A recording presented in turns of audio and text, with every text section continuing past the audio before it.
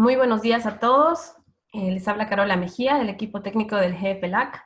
Es un gusto saludarlos hoy.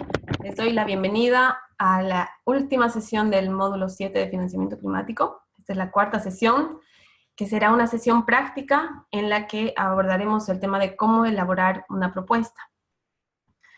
Esta será una sesión distinta, queremos que sea más interactiva. Tendremos a dos invitados especiales que nos estarán en principio introduciendo al tema, compartiendo sus experiencias y algunos consejos muy importantes para que ustedes sepan cómo se estructura una propuesta. Ellas serán Sandra Guzmán, que muchos de ustedes ya la han conocido, ella participó en las sesiones previas y es una de las organizadoras de este curso. Ella es mexicana, licenciada en Relaciones Internacionales por la Universidad Nacional Autónoma de México. Es maestra en Política y Regulación Ambiental por la London School of Economics en Political Science y candidata a doctora en Política por la Universidad de York. Es fundadora y coordinadora general del GFLAC, especialista en financiamiento sustentable. Es importante mencionar también que Sandra ha sido la primera mexicana en participar del programa Homeward Bound. Es un programa de liderazgo para mujeres en ciencia que hace poco tiempo tuvo una interesante misión a la Antártida. También nos acompañará hoy Jorge Villarreal.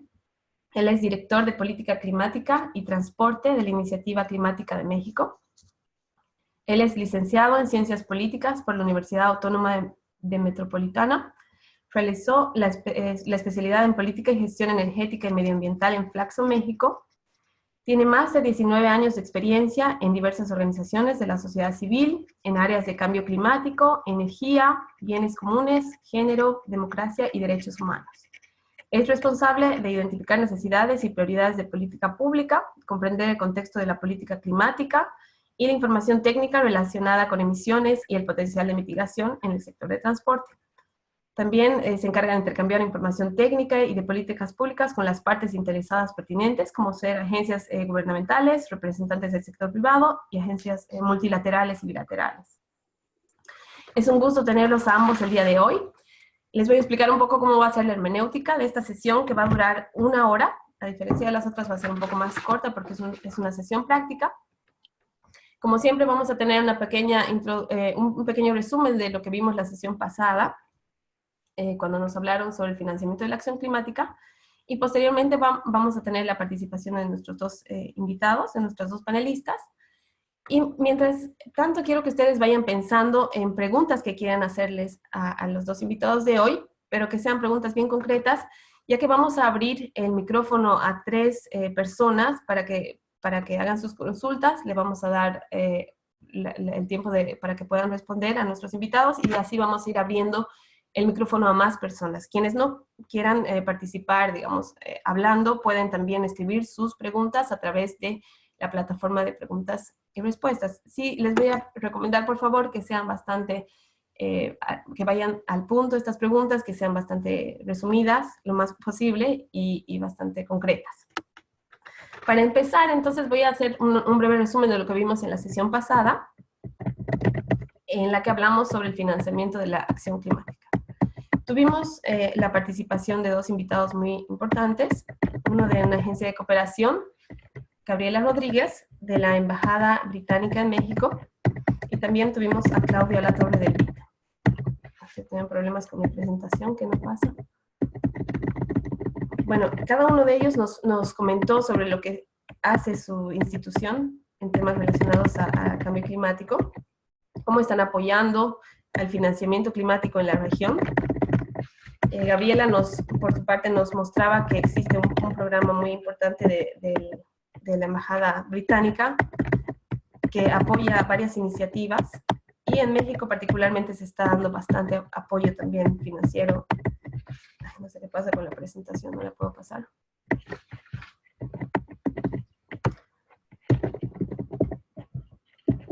No puedo pasar.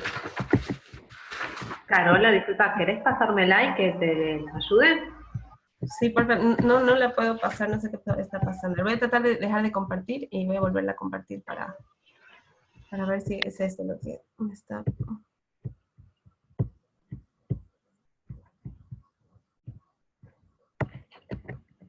Ahora sí. Ahora sí.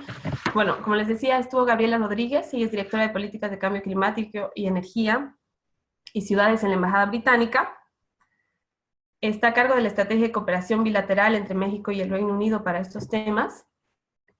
Como les comentaba, existe un Fondo Internacional Climático del Reino Unido que responde al compromiso del gobierno británico para ayudar a los países a la implementación del Acuerdo de París. Este fondo ha comprometido 5.8 mil millones de libras en programas de acción climática de 2016 a 2021 y buscando acelerar la transición hacia un crecimiento limpio y para brindar asistencia a comunidades vulnerables a los efectos del cambio climático. México es un gran receptor de financiamiento climático del Reino Unido, ya que hasta la fecha ha recibido 261 millones de dólares distribuidos en diferentes programas. Gabriela nos mostraba que lo que esperan ellos de una propuesta, de un proyecto, es que esté alineado que tenga una alineación estratégica, ¿no? Que esté alineado a los objetivos del programa que ellos tienen. También estos proyectos tienen que tener un potencial para transformar, tienen que tener un potencial para realizar un cambio de paradigma, ¿no?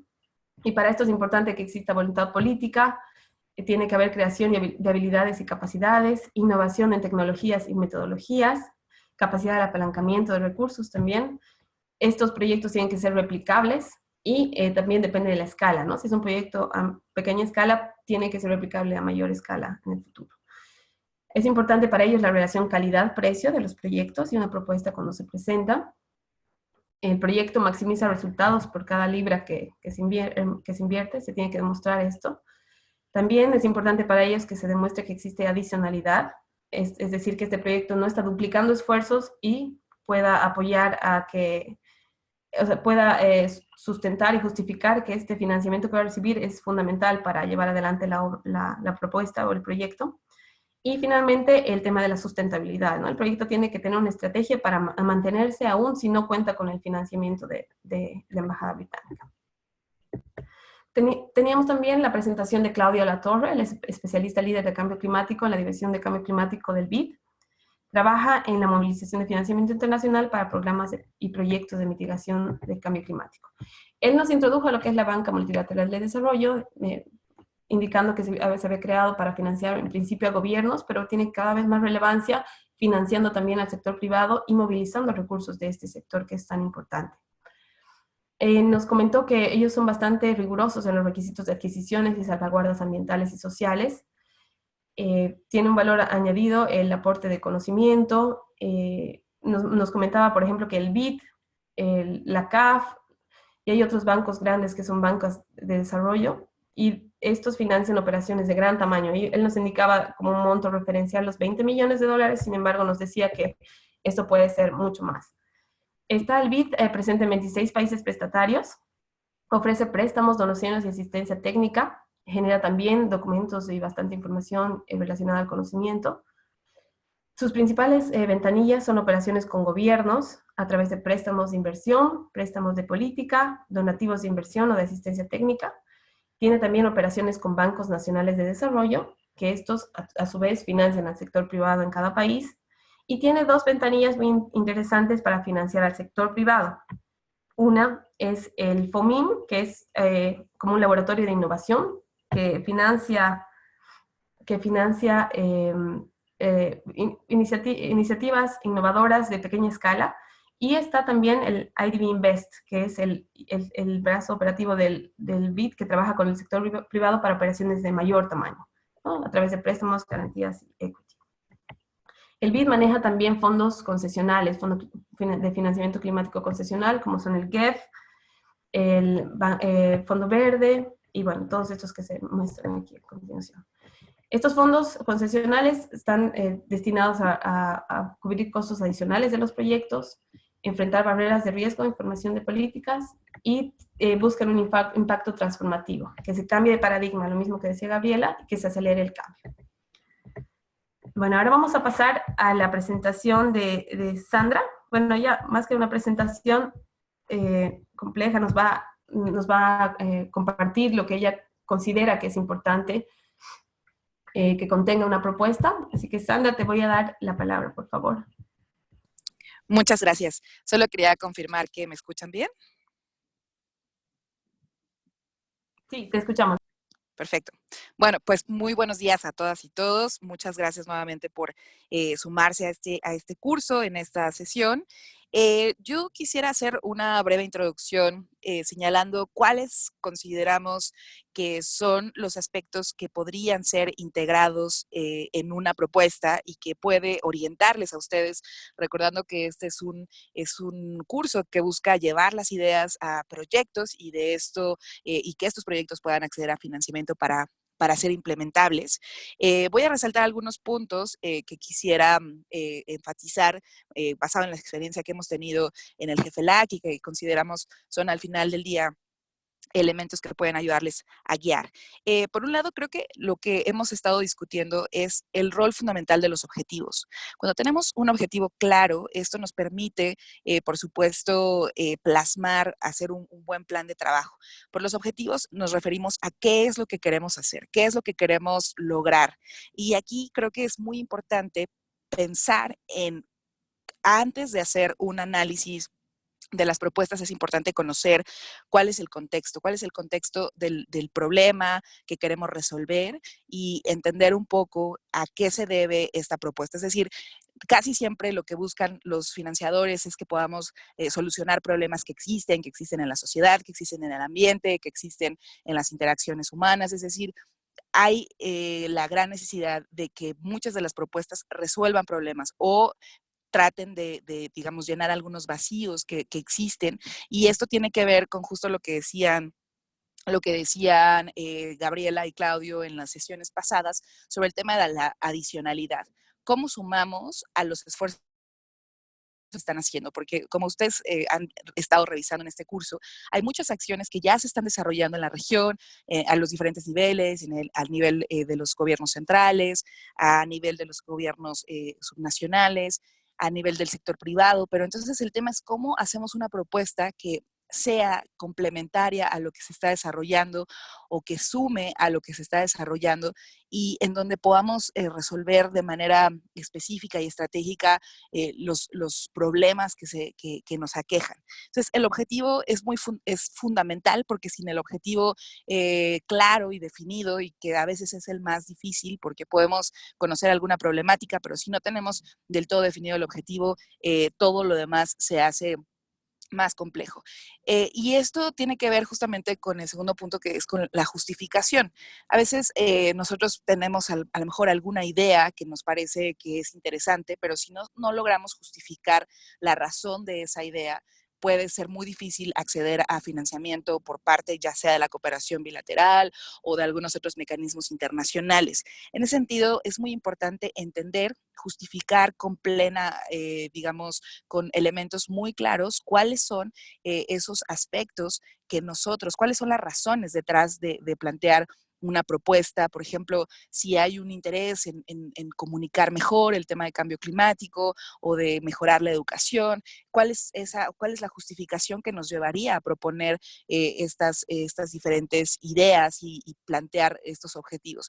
Eso es fundamental porque muchos actores lo que quieren es tener claridad de que esa propuesta que ustedes van a hacer realmente tiene una razón de ser y eso motive a un cambio importante en el escenario en el que ustedes se desenvuelvan.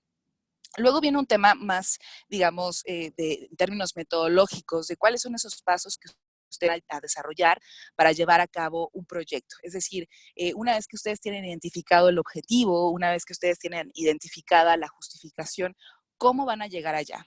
Si va a ser a través de investigación, si va a ser a través de talleres, si va a ser a través de entrevistas, si va a ser a través del lanzamiento de algún prototipo tecnológico, si va a ser a través de algún fondo que ustedes quieran crear. Es decir, la metodología tiene que ver con los pasos que ustedes van a poner en marcha para llegar al objetivo que ustedes se han planteado. Y esto es fundamental porque dependiendo de la metodología, puede ser la obtención de resultados. A veces, si ustedes hacen, en lugar de entrevistas, ustedes hacen no sé, utilizan alguna metodología de observación o grupos focales o algunos otros temas, los resultados pueden variar. Entonces, es muy interesante señalar muy claramente cuáles son esos pasos que ustedes van a desarrollar uno a uno.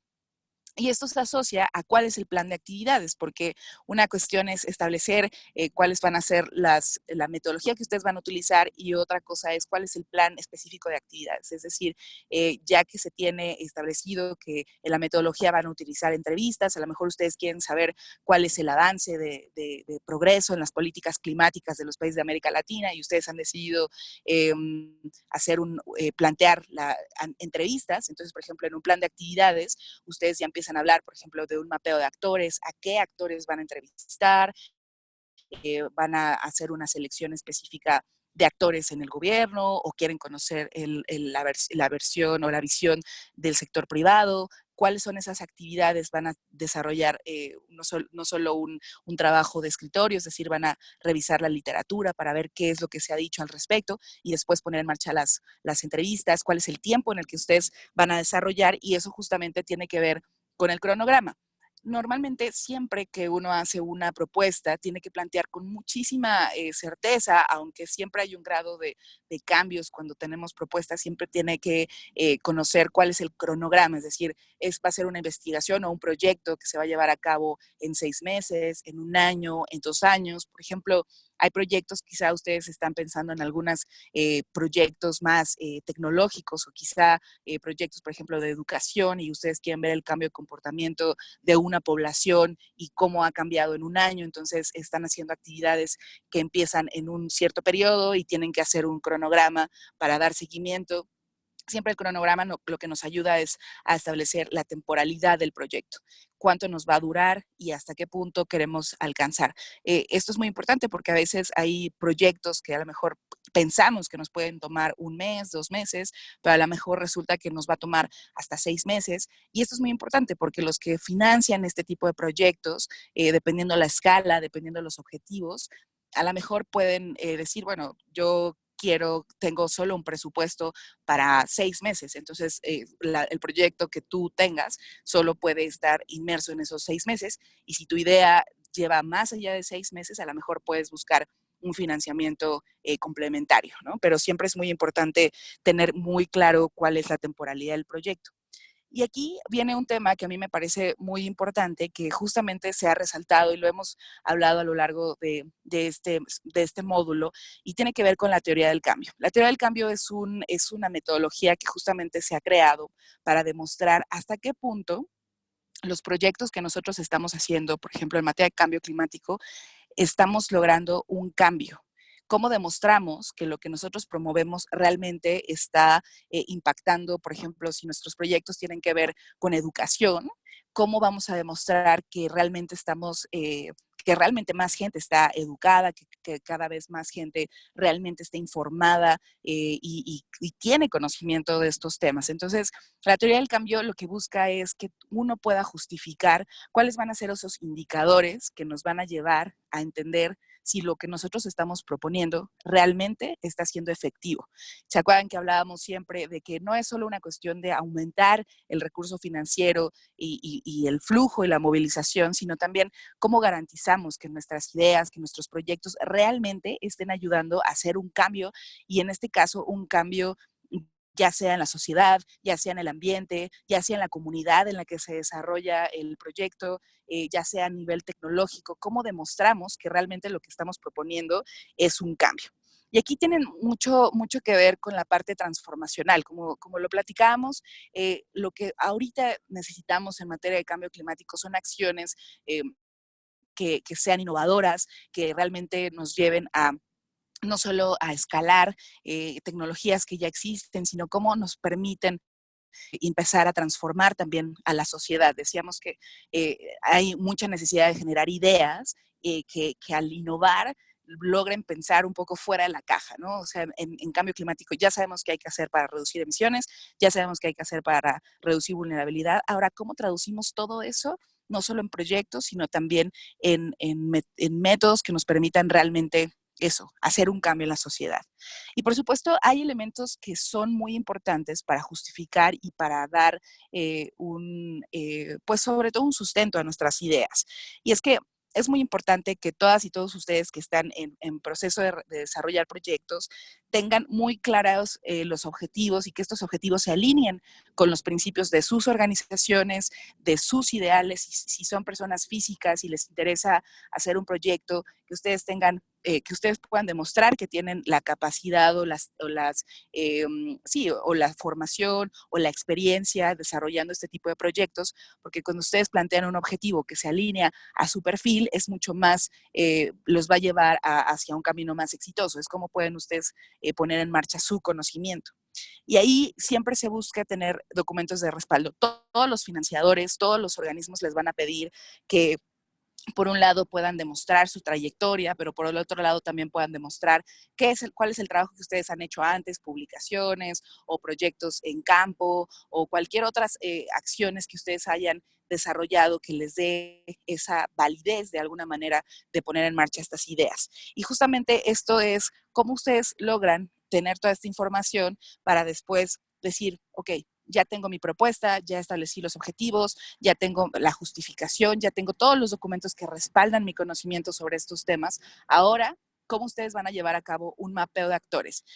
Como les platicamos a lo largo de este módulo, hay muchísimas fuentes de financiamiento que existen a nivel global, a nivel regional e inclusive a nivel nacional. Y muchas veces es falta de conocimiento sobre estos mecanismos los que no nos permiten, pues eso, conocer y poder acceder a ellos, pero también existe una gran oportunidad para conectarnos con todos aquellos esquemas que existen y ahora es entender cómo acceder a ellos. Pero teniendo todos estos elementos en un primer momento puede ser la base para que ustedes puedan tocar puertas y entonces buscar no solo una fuente de financiamiento, sino incluso apalancar diferentes recursos.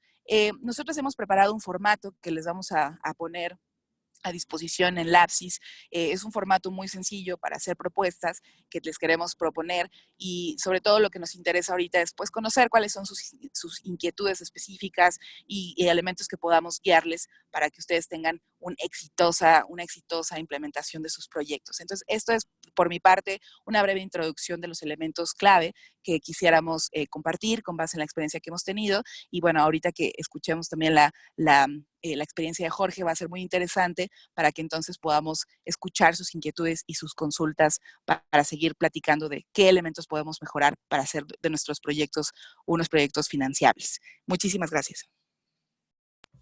Muchas gracias, Sandra, por compartir con todos los participantes toda tu experiencia y tu conocimiento sobre este tema y creo que nos has mostrado cuál debe ser la estructura básica de una propuesta. Esto les va a servir bastante, nos va a servir a todos bastante. Y quiero, bueno, como decía, cederle la palabra a Jorge Villarreal para que él nos comente también desde su experiencia qué considera que sería fundamental para elaborar una propuesta. No se olviden de ir pensando ya sus preguntas, porque después de la intervención de Jorge vamos a dar el tiempo para que varios de ustedes puedan participar y hacer las consultas. Adelante, Jorge. Si quieres, puedes activar tu cámara. Gracias. Ya la activé. Hola a todas y todos. Me da mucho gusto estar con ustedes el día de hoy en esta sesión. Felicitar, por supuesto, al jefe LAC, a las organizadoras y agradecer la invitación a participar en esto. Mi intervención va a estar muy vinculada a la que ya Sandra ha expuesto con varios de los elementos. Solamente quisiera añadir algunos adicionales. En la experiencia que nosotros hemos tenido como Iniciativa Climática de México, creo que puede ser interesante para ustedes compartirla porque nosotros no solamente somos una ONG que implementa proyectos, sino también somos una organización que juega un rol de fundación porque damos nosotros también financiamiento a proyectos de organizaciones de la sociedad civil. En este sentido, nos permite tener como un panorama amplio de las necesidades que tienes tú como donante, pero también como organización que solicita fondos a una entidad. Y además nosotros hemos tenido financiamiento de agencias, de instituciones privadas, de agencias internacionales, multilaterales, gobiernos estatales o gobiernos nacionales, y eso también nos permite tener una experiencia en los distintos ámbitos. ¿cuáles son los tres componentes que a mí me parece muy relevante que todas y todos tomemos en cuenta? El primero de ellos es el proceso político atrás de un proyecto, que ahorita lo voy a desglosar. El segundo son los elementos de la propuesta y el tercero son el due diligence o los procesos administrativos. En referente al proceso político, a mí me parece muy importante considerar los siguientes elementos. El primero de ellos es que ustedes tienen que identificar el problema que quieren atender con un proyecto específico. Y este problema identificado tiene que estar alineado a la estrategia programática de su propia organización. Y tiene que estar también alineado a una estrategia de financiamiento o una estrategia de recaudación de fondos que ustedes tengan como organización. De lo contrario, si nosotros nada más vamos por la vida buscando proyectos y sin un orden o sin una estructura programática o una estructura estratégica, no vamos a poder acomodar todas las necesidades, no vamos a poder generar todas las capacidades, a identificar las necesidades que tenemos institucionalmente para poder acceder al financiamiento para proyectos. En este sentido, la invitación que les hago es que ustedes, si no tienen una estrategia programática, que me imagino todas y todos tienen, pues hay que elaborarla. Y si no tienen una estrategia de recaudación de fondos, lo mismo, hay que elaborarla. Y en ese sentido, identificar un problema que ustedes quieran atender tiene que inscribirse en esta estrategia programática y en la estrategia de recaudación de fondos. Segundo, ya que ustedes identificaron qué es lo que se necesita hacer para la transformación de un elemento específico de la realidad a través de su proyecto, esa información se las va a dar su estrategia programática. En ese sentido, hay que hacer el mapeo de los procesos políticos, hay que hacer el mapeo de la coyuntura. Y si ese mapeo nos orienta o nos informa que no existe la coyuntura o el momento político para que nuestro proyecto sea relevante, entonces hay que generar esa coyuntura y hay que generar ese momento político. En ese sentido, lo podemos hacer a través de distintas herramientas, a través de la incidencia política, a través de las coaliciones, a través de medios de comunicación, pero es muy importante generar el momento político o la coyuntura política para que nuestro proyecto sea relevante, que eso es lo más importante para que tenga una mucho mayor posibilidad de acceder a financiamiento. Ya que nosotros ubicamos que nuestro proyecto es relevante o generamos las acciones para poder hacerlo relevante en una coyuntura política o en un momento político, entonces necesitamos identificar cuáles son todo el abanico de las diversas acciones de intervención. Además, ya que identificamos las acciones de intervención y cuáles son nuestros aliados que van a apoyar el desarrollo del proyecto, ya sea a través de un cofinanciamiento, alianzas políticas o hacer proyectos conjuntos, ya que tenemos todos estos elementos en la mesa, entonces hacemos el mapeo de los donantes. Pero el mapeo de los donantes no solamente en función de cuáles son las agencias de cooperación o cuáles son las organizaciones filantrópicas que pueden darnos apoyo financiero para un proyecto, sino también identificarlos desde la perspectiva de clientes. Los donantes son, al final de cuentas, clientes y nosotros tenemos que entenderlos desde esa perspectiva y entender que nuestro proyecto es un proyecto de venta.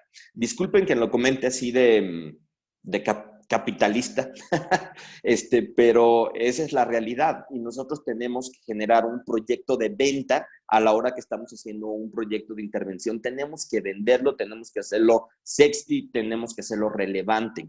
Entonces tenemos que identificar quiénes o para quiénes es relevante el proyecto que nosotros estamos vendiendo o nosotros estamos proponiendo. Finalmente, ya que identificamos todos los elementos previos e identificamos cuáles son los posibles donantes a través de este mapeo, nuestros posibles clientes, tenemos que cabildear nuestra propuesta. Eso es importante. En nuestra experiencia, en la mía muy particular, los financiamientos importantes que nosotros hemos tenido institucionalmente y en los que yo he estado involucrado vienen de un cabildeo previo. No son en la mayor, no suelen ser proyectos de convocatorias, que de pronto tú tienes una idea brillante y sometes tu proyecto. La verdad es que no, es que previo hay un trabajo político de mucho tiempo antes, de incluso un par de años o más, de que tú estás trabajando un proceso político y que de pronto llegas en tu proceso político al momento en que tu proyecto se hace relevante. Entonces, ese proceso previo de construcción política de tu proyecto es muy importante y eso es el proceso del cabildeo de tu propuesta. Y finalmente, ya con todo eso, ese proceso te lleva ya a elaborar tu proyecto. Pero tu proyecto ya desde una perspectiva en que es relevante en términos políticos, en que es necesario, en que es requerido para una agencia de cooperación, que se alinea a sus perspectivas, que se alinea a sus intereses, que tú ya tienes una coalición amplia que hace que tu proyecto sea relevante y que además está respaldado por un proceso político, que tú identificaste a los actores políticos con quienes vas a estar colaborando, entonces ya tienes todas las condiciones para sentarte y empezar a hacer un proyecto de intervención. Ok, ya viene el segundo elemento, la elaboración de la propuesta. Muchos de los elementos ya los comentó Sandra en su intervención. Si repito, solamente es para poder enfatizar o poner los acentos. Para mí el elemento muy importante es, para arrancar, es el contexto y los antecedentes. Ese contexto y los antecedentes es importante porque te permite colocar el mensaje de la relevancia de tu proyecto, la relevancia política que ya, o técnica que nosotros ya hemos estado construyendo de manera previa antes de someterlo a una agencia de financiamiento o elaborar incluso el proyecto. Entonces, el contexto y los antecedentes es muy importante. Yo, por ejemplo, siempre empiezo un proyecto diciendo en el contexto, este proyecto se vincula a los objetivos tal de tal agencia de cooperación, o tal de tal agencia multilateral, o tal de tal organización privada. Esa es así mi primera oración para enganchar directamente a la estrategia programática de tu donante. Y estos elementos los expresas o los detallas en este contexto político antecedentes. El segundo elemento, por supuesto, son los objetivos que tienen que estar muy claros en identificar cuál es el problema que tú tienes que resolver y que has estado trabajando políticamente de forma previa. Para mí el tercer elemento muy relevante es la teoría del cambio. La teoría del cambio en realidad es una cuartilla o media cuartilla con un par de párrafos que te dice el problema más importante identificado es este y este proyecto lo va a resolver así con estas acciones estratégicas o con estas intervenciones estratégicas. No más. Una teoría del cambio debe de ser una cuartilla que es la cuartilla que cualquier persona debe de leer y debe de tener con mucha claridad el detalle de cuál es el problema, cómo lo vas a atender, a través de qué intervenciones estratégicas. Eso es posiblemente la parte más importante de un proyecto. Cuando tú logras hacer una teoría del cambio con mucha claridad, el resto de los elementos salen de forma mucho más sencilla.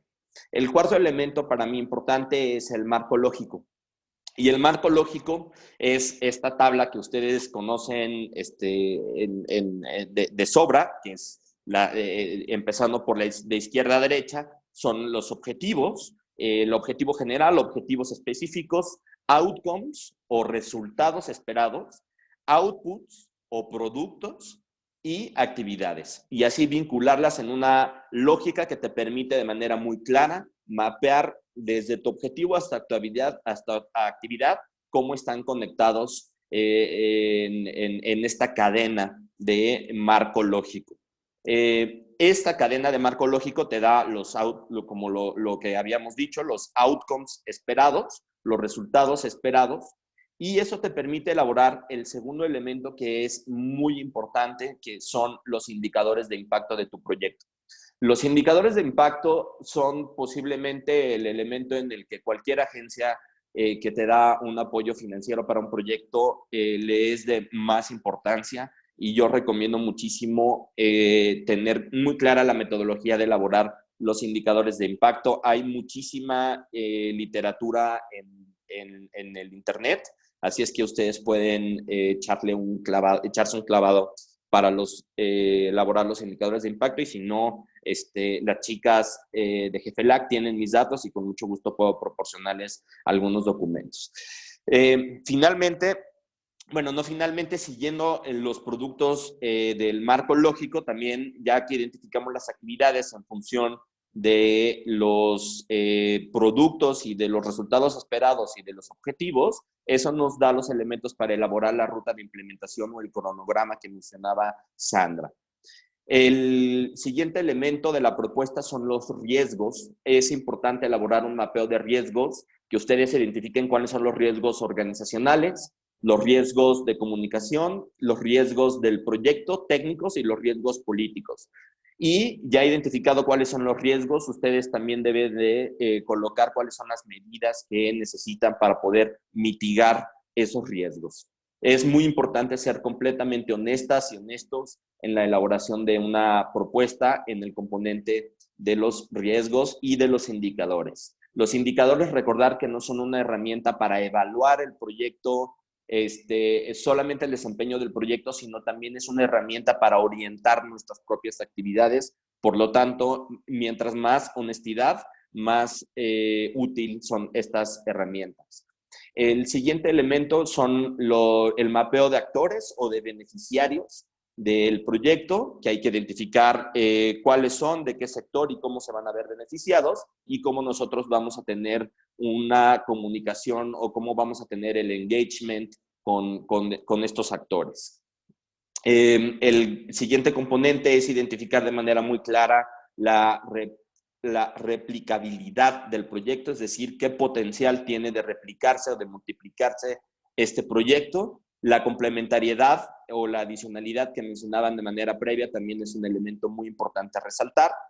Identificar un presupuesto orientado a proyecto, eso es un elemento central en cualquier propuesta. Tú puedes tener una propuesta narrativa técnicamente muy bien elaborada, políticamente muy necesaria, pero si no tienes un presupuesto muy bien construido, la verdad es que tus posibilidades de acceder a financiamiento se reducen de forma muy importante. Y es muy importante también que ustedes identifiquen cuáles son las posibilidades de cofinanciamiento para un proyecto. No necesariamente tiene que ser cofinanciamiento en términos financieros, también puede ser, no necesariamente tiene que ser un financiamiento completamente adicional, sino también pueden ser actividades complementarias con otros proyectos que ustedes tengan. Eso, mi recomendación es ponerlo como con financiamiento y luce bastante en una propuesta.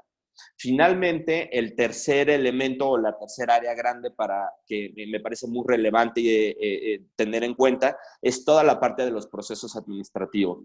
Si ustedes no cuentan con una claridad y con una fortaleza en los procesos administrativos, en todos los documentos legales y fiscales que respaldan su propuesta, la verdad es que las posibilidades de acceder al financiamiento son mucho más bajas. En ese sentido, la recomendación es que ustedes hagan toda una revisión de cuáles son los componentes administrativos y financieros que tienen que tener, las auditorías financieras, los estatutos legales, las identificaciones y todos los requerimientos legales y fiscales que necesitan de acuerdo a su legislación nacional, y que la tengan muy bien preparada y actualizada para que en el momento en que tengan que presentar un proyecto, ustedes tengan todos estos procesos de manera muy, muy clara. Y si ustedes no cuentan con un área financiera o con un área de recursos administrativos, es muy importante que tengan una muy buena comunicación con sus contadoras y con sus contadores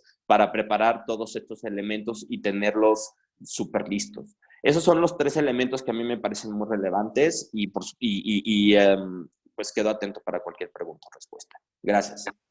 Muchísimas gracias, Jorge. Has hecho una excelente presentación. Complementaste perfectamente lo que ya Sandra nos había comentado y nos has brindado un montón de elementos muy interesantes y muy importantes para armar las propuestas. Tenemos a dos personas levantando la mano para hacer sus consultas. Una es Hazel Chacón, otro es Carlos Carlos Telón. Vamos a abrirles el micrófono a ambos y voy a leer también una pregunta de Hugo Sierra. Así vamos a tener esas 3 preguntas para responder por parte de los panelistas. Voy a leer primero la de Hugo Sierra y después vamos a pedirle a Yanni que nos ayude con abriendo el micrófono a las 2 personas que mencioné. Hugo Sierra dice, ¿qué paso de una propuesta de cambio climático tiene mayor dificultad de ejecución y qué consejo pueden ofrecernos para sobreponerlo? Y Yanni, ¿me puedes ayudar a abrirle el micrófono, por favor, a Hazel y a Carlos Telón? Tienen que habilitar el micrófono por si acaso, por favor, para que los escuchemos.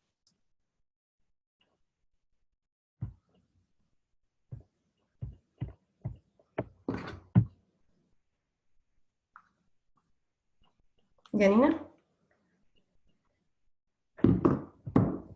Ahora sí, Carlos, ya estás con el micrófono habilitado. ¿Puedes habilitar el micrófono para que te escuchemos, por favor?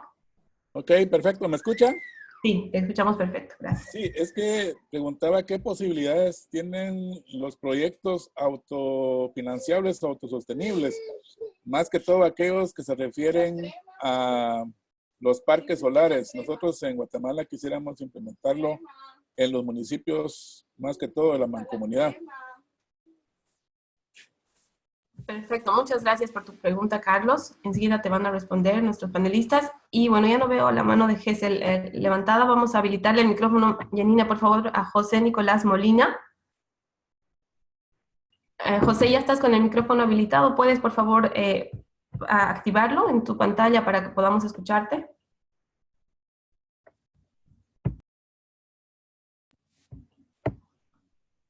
José Nicolás Molina. Estoy activando. Ahora sí. Ahora sí, te escuchamos perfecto. Sí, por favor, con tu consulta. Sí, la pregunta es sobre qué ruta seguir para lograr financiamiento a un proyecto que tenemos desde hace 10 años, se viene presentando bajo rendimiento en el cultivo del arroz en Venezuela, asociados al baneamiento y manchado del grano generado por diferentes anomalías como el baneamiento repentino del arroz, síndrome de la raíz negra, la asociación también de ácaros y otros artrópodos, y esto, por supuesto, asociados al efecto del cambio climático. De manera que nosotros, ese problema se inició en zona productora de un estado, pero ya se ha extendido al 70% del área nacional. De manera que nosotros de rendimiento sobre 5.000 kilogramos por hectárea, ahora no tenemos rendimientos más allá de los 2.500 kilos por hectárea. El proyecto es el estudio de los bajos rendimientos en arroz causado por el baneamiento y manchado del grano en Venezuela. Y pretende, entre su objetivo general, determinar los agentes causales de los bajos rendimientos del cultivo del arroz en Venezuela vinculado a estos factores que indiqué anteriormente.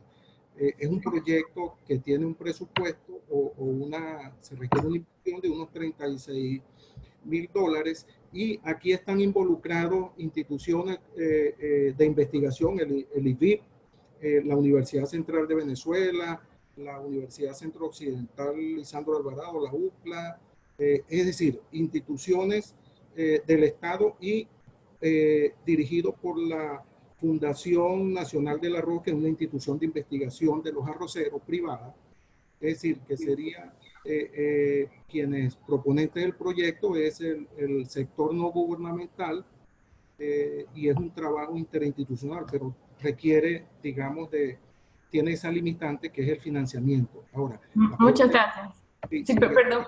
La ruta. Gracias.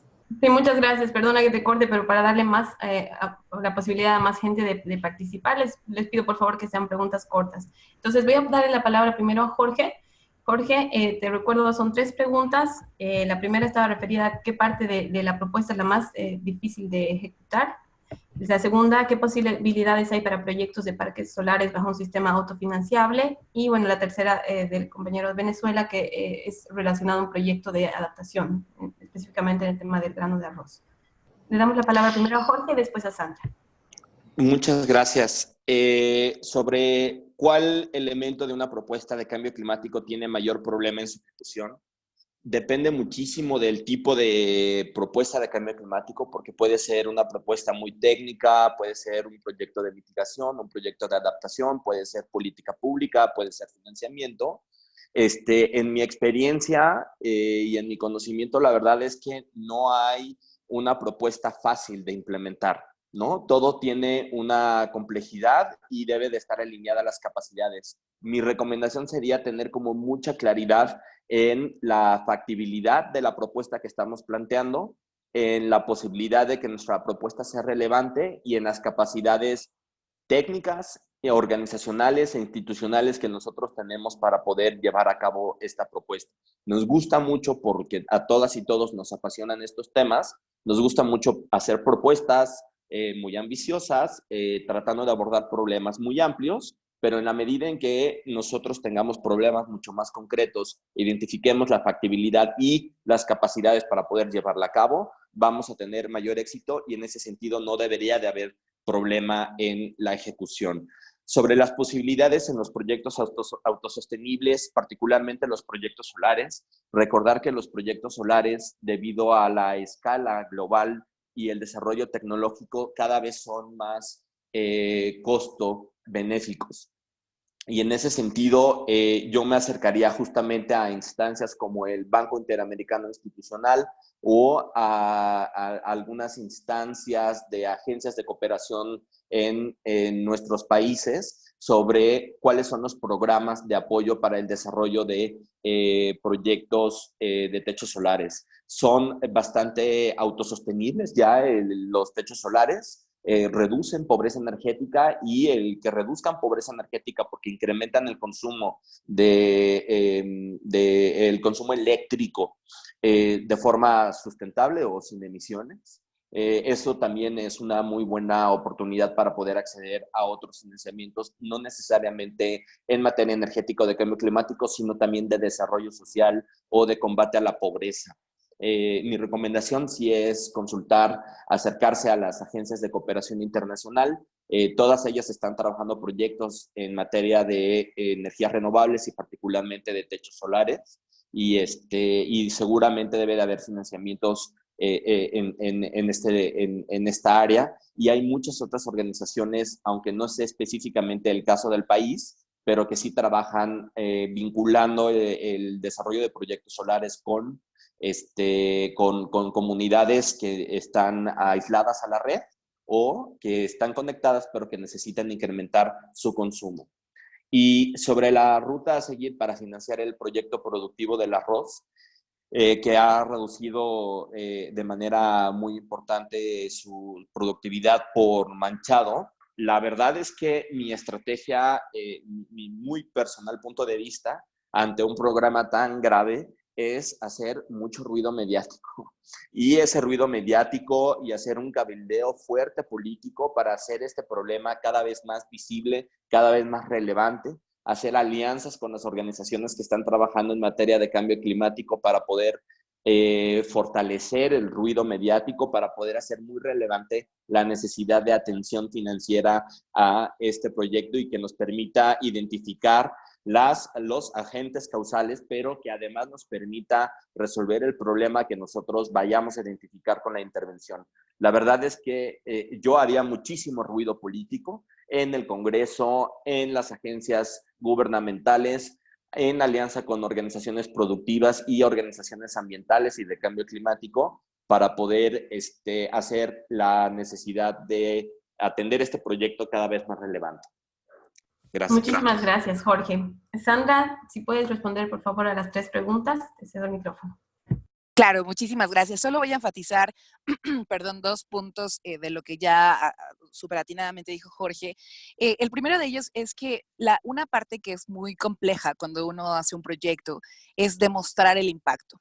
Y algo que quiero transmitirles es que ciertamente cuando hablamos de cambio climático es importante demostrar si reducimos emisiones o si redujimos vulnerabilidad, pero yo creo que también hay muchos otros indicadores que podemos plantear, porque la mitigación y la adaptación pueden ser directa o indirectamente. Entonces aquí lo más complejo es establecer los indicadores adecuados para que todo el tipo de proyectos que ustedes desarrollen no solo sean implementables, sino que tengan ustedes la capacidad de medir su impacto. Es decir, si están haciendo, por ejemplo, un proyecto de educación y ustedes, uno de sus indicadores es, no sé, que 50% de los participantes tengan a la hora de hacer una evaluación del curso que se desarrolla, mejor, no sé, como muy buenas calificaciones, la idea es que ustedes no solo midan cuantitativamente, sino también cualitativamente. Y esto es un poco más complejo.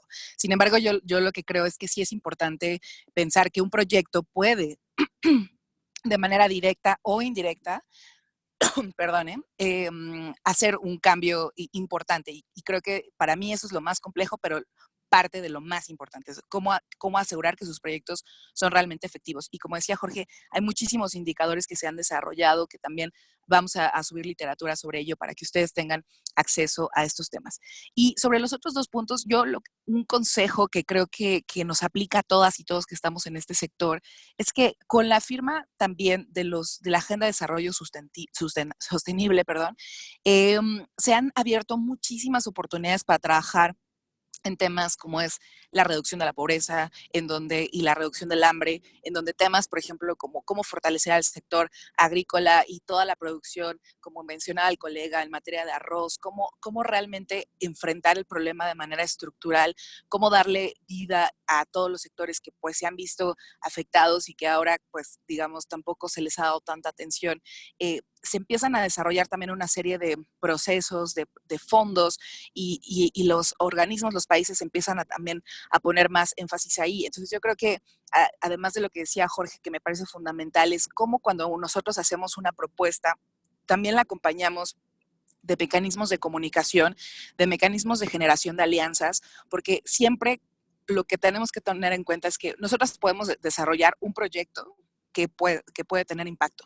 Pero cuando desarrollamos ese proyecto en coalición, en alianza, en coordinación con más actores, vamos a lograr que realmente no solo se visibilice, como decía Jorge, que es fundamental, sino también cómo ayudas a que por otros frentes tu propuesta pueda llevar, digamos, la voz hacia diferentes sectores gubernamentales, al Congreso, por ejemplo, en este caso, el desarrollo tanto de la energía solar a pequeña escala, que también es un área importantísima de reducción de emisiones, cómo la haces, cómo generas una narrativa que te permita ver la importancia de eso y eso te abre al mismo tiempo mecanismos de financiamiento. Entonces es cómo generas una idea que se interconecte con procesos que están andando.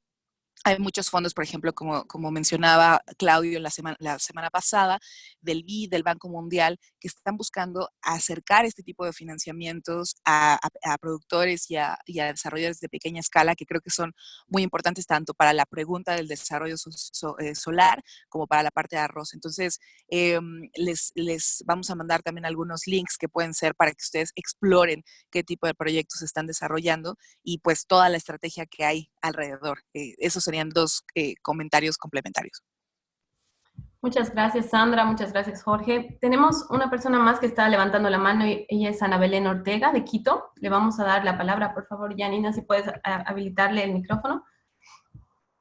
Ana Belén, ya tienes el micrófono habilitado. Si puedes, por favor, en tu pantalla, darle clic al micrófono. Ahora sí, puedes hablar, por favor.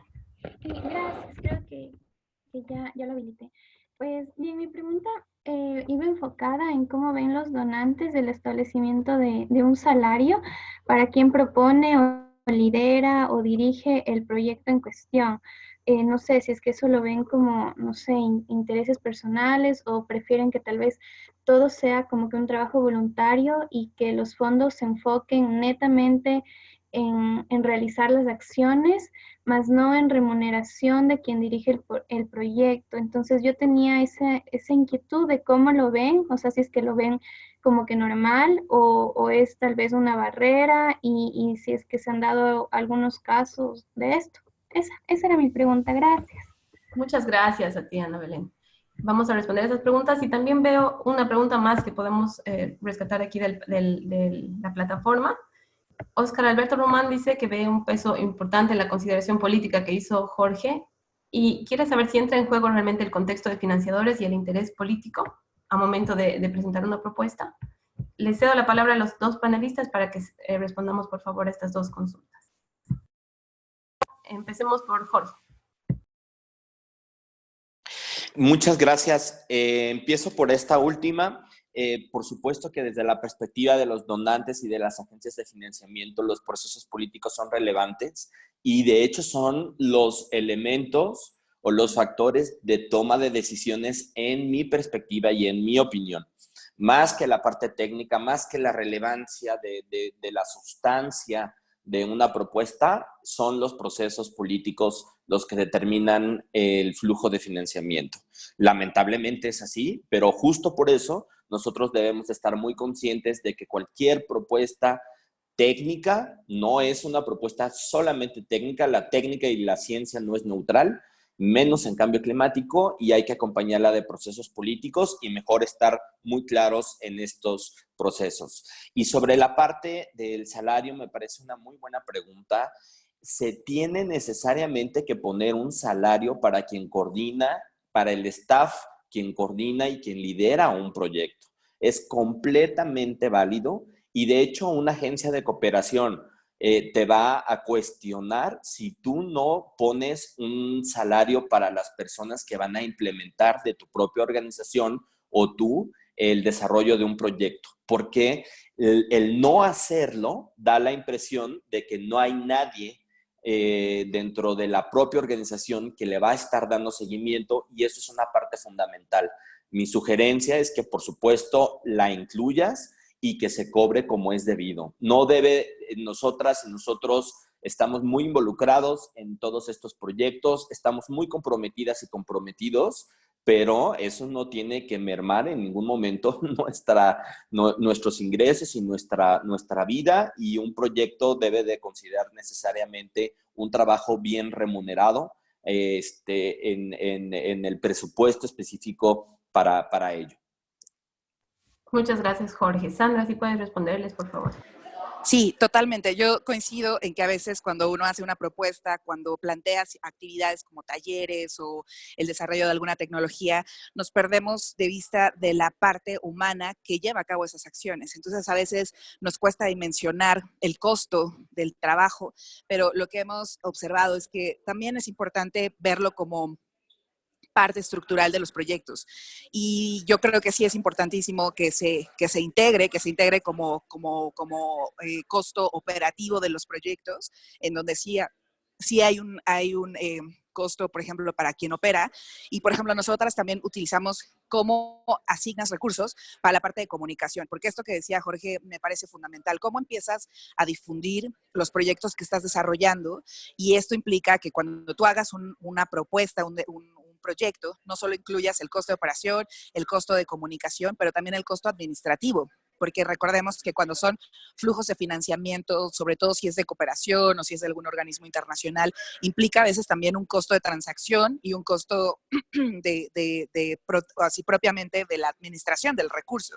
Y a veces no lo consideramos y terminamos pagándolo quien desarrolla los proyectos. Entonces, son elementos que son adicionales a la puesta en marcha tal cual de la propuesta que estamos desarrollando, y es muy importante considerarlo para que no terminemos en un estado en el que terminamos pagando con nuestros propios recursos la puesta en marcha de los proyectos porque tenemos este interés de hacerlo. Entonces yo creo que sí hay que pensar los diferentes costos que acompañan un proyecto en cualquiera de las dimensiones, ya sea un proyecto tecnológico, un proyecto de capacitación o un proyecto de cualquier índole. Y el otro elemento que mencionaban me parece fundamental, y esto es justo lo que mencionábamos Jorge y yo sobre el contexto. Ustedes saben, por ejemplo, en lugares como donde hay cambios de gobierno, a veces los gobiernos que llegan tienen prioridades diferentes a las que uno está proponiendo. Entonces, sí que hay que tener en cuenta todos esos elementos que están alrededor de una propuesta para que cuando uno haga un proyecto, considere, bueno, cuáles van a ser esas barreras. Lo que decía Jorge me parece fundamental sobre los riesgos. ¿Cuáles son los riesgos de que mi proyecto sea exitoso frente a las barreras políticas que hay? Y eso, ¿cómo lo voy a compensar? Es decir, a lo mejor el contexto político no es tan importante, pero es importante saberlo, y a lo mejor yo puedo mitigarlo a través de alianzas con universidades, con organizaciones, con el sector privado, alianzas que me permitan sobreponer los intereses del Estado frente a los intereses de esta propuesta, porque justificaré que realmente esta propuesta va mucho más allá de un cambio de gobierno o de los intereses del gobierno, porque tiene, digamos, intereses para satisfacer a la comunidad, y entonces uno también tiene que buscar medios para promover aquello en lo que se cree, ¿no? Pero sí que es muy importante tener en cuenta el contexto para saber a qué nos podemos enfrentar y de qué manera comunicar los beneficios del mismo. Muchas gracias, Sandra. Para cerrar la ronda de consultas, vamos a darle la palabra a Danae Espinosa, de México. Si puedes, Janina, por favor, ayudarme a habilitarle. Ya tienes habilitado, Danae, el micrófono. Si puedes, por favor, activarlo. Te escuchamos. ¿Me escuchan? Sí, ¿verdad? Ya vi que Sí. apareció mi nombre. Bueno, buenos días. Nada más sería una pregunta súper breve. En el caso, por ejemplo, de redes regionales, en este caso, pues redes que forman, más bien estas redes se forman con otras organizaciones o incluso redes que están formadas principalmente de personas.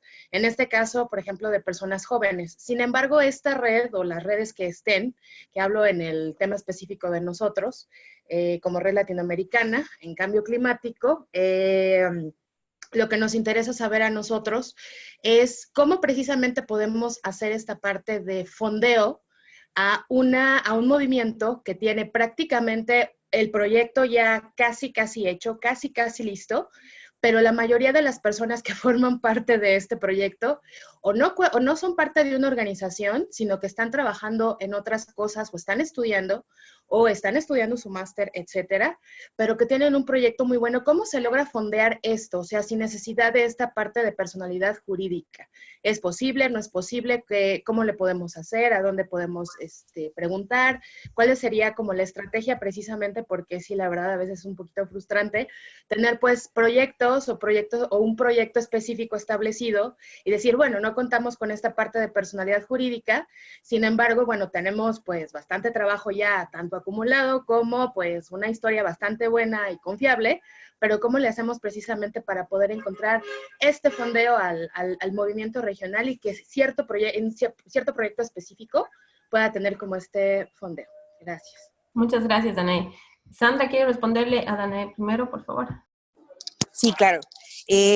Dana, mucho gusto saludarte. Yo creo que aquí hay muchos retos que tienen que ver con, a veces hay muchas ideas brillantes que cuando se quiere acceder a financiamiento y no se tiene digamos, no se está reglamentado de alguna manera, casi todos los financiadores, los donantes, piden, ¿no? Cierta, por ejemplo, certeza jurídica, es decir, de que estás constituido, de que tienes, digamos, legalmente constituido para que ellos puedan a su vez garantizar que tienes una cuenta de la organización y eso te permita transferir recursos. Sin embargo, en la experiencia propia del jefe LAC, que fue realmente constituido legalmente hace un par de años, aunque existe hace 6, lo que nosotros hacíamos era justamente aliarnos, generar alianzas con organizaciones que incluso eran las que recibían, por ejemplo, los recursos con los que nosotros operamos así mucho tiempo, y esto tiene que ver con cómo generas las alianzas adecuadas para que obviamente coexisten con tus intereses, con tus ideales,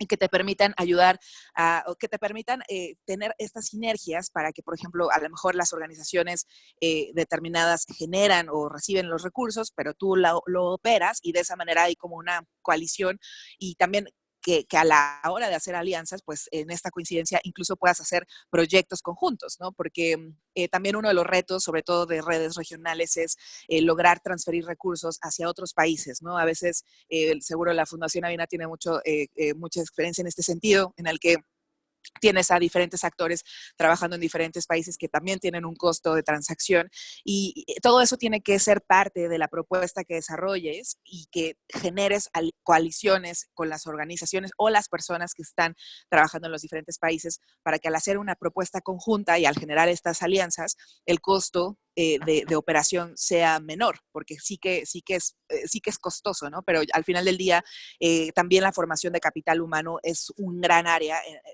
en donde hay que invertir, en donde hay que poner el financiamiento, porque ese desarrollo humano es al final del día el que va a poner en marcha mucho de lo que ya existe. O sea, este trabajo que ustedes hacen de difusión de información, de comunicación, de capacitación, de asesoría, también tiene un costo, y aunque a veces no es un costo tangible, es decir, no es una tecnología, es la capacidad humana, también hay ponerle un precio a eso, al que también se da, ¿no? Pero yo les recomiendo que se hagan aliados de organizaciones que les puedan ayudar en caso de que necesiten agentes que les permitan hacer transferencia Muchas de recursos. gracias, Sandra. Sin duda las alianzas son fundamentales también para la elaboración de propuestas. Jorge, si quieres responderle, por favor, a Danae. Completamente de acuerdo en todo lo que comenta Sandra. Mi sugerencia, Dana, es sí piensen seriamente en constituirse legalmente. Que es la experiencia de GFLAC. GFLAC está constituida legalmente, aunque quienes formamos parte de GFLAC somos integrantes de distintos procesos, movimientos, países, sectores, etcétera. Entonces, esa es mi única sugerencia. Muchas gracias. Jorge, aprovecho también para preguntarte si podemos compartir tu email, porque mucha gente está preguntando si tiene interés de comunicarse contigo. Sí, por favor, por supuesto, con mucho gusto. Perfecto, lo voy a anotar entonces en el chat para que la gente lo tenga. Y les paso, para cerrar la sesión de hoy, algunas recomendaciones y mensajes. Primero, agradeciendo a Jorge y a Sandra por su participación, por su excelente intervención el día de hoy, y a todos ustedes por habernos acompañado en la sesión. Los mensajes que tengo para decirles es que respecto al Fondo Semilla, tienen del 16 de noviembre al 21 para postular al fondo, y el 28 de noviembre se anunciará a los ganadores. Hoy se les enviará un mail con una encuesta relacionada a la evaluación del curso. Por favor, les pedimos que la respondan hasta el 20 de este mes. Este viernes es la última sesión ya de nuestro curso, y les pedimos a todos que participen. Va a ser una sesión muy interesante donde queremos recibir también mucho feedback de parte de ustedes, y va a ser muy lindo compartir visiones y opiniones. Y también el viernes les vamos a enviar un formulario para que puedan completar información sobre sus proyectos, para que puedan formar parte de una comunidad de práctica de Action Lac. Y también finalmente, en relación a los cuestionarios para el certificado de Flaxo, el tercer y último formulario se van a abrir del 19 al 26 de noviembre, y durante esos días también vamos a abrir los formularios 1 y 2 para los que no pudieron contestarlo en su momento. Antes de cerrar entonces la sesión, voy a ponerles el mail de Jorge Villarreal aquí en el chat para que puedan ustedes comunicarse directamente con él. Ha sido un gusto compartir con ustedes la sesión de hoy, y los invitamos el viernes a que formen parte de una nueva sesión, y bueno, la última sesión de este curso que ha sido tan interesante para todos nosotros. Ahí mando el email de Jorge. Ay, perdón. Voy a mandarlo para todos los panelistas y participantes. Ahora sí. Muchas gracias a todos por su asistencia. Nos vemos el viernes. Hasta luego. Muchas gracias, Jorge. Gracias, Sandra. Gracias. Buen día a todas y todos. Muchísimas gracias. Que estén muy bien. Hasta luego. Que tengan buen día a todos. Hasta luego.